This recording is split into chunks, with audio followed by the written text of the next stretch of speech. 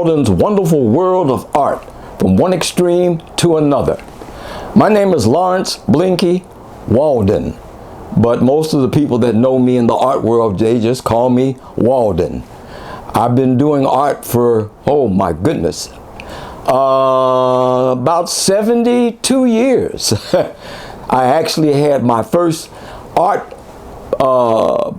rendering that was produced in the school newspaper from 1953. I did a cowboy, and I also got a note from my kindergarten teacher that she sent to my mother saying that, hey, I think your son is going to be a great artist one day.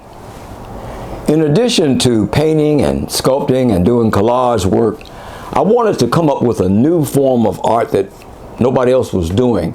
So after doing some research, I found out that way back a long time ago, the Europeans went into Africa, and that's how they got the designs and concepts for their fine dining cutlery, the platters and the trays, the spoons, the forks, and the knives. So I decided to take the fine dining cutlery and repurpose it back into an African mask and other art forms so that it could reflect from where the silverware came from in the first place. A few years ago, I was showing some of my work to a restaurant out at the beach, and the lady looked at my work and she said to me, she said, "Oh wow, this is nice." She said, "You know, if you added some gears, you'd be right on the brink of doing steampunk art." And I said, "Steampunk? What is that?" I'd never heard the term. So I did some research and come to find out it's a movement all within itself.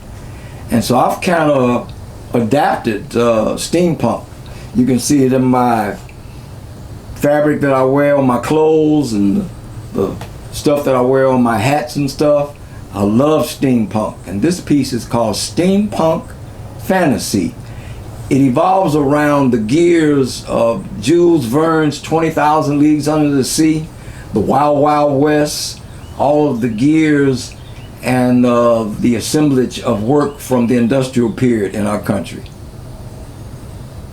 Well, like I said before, Walden's art, from one extreme to another.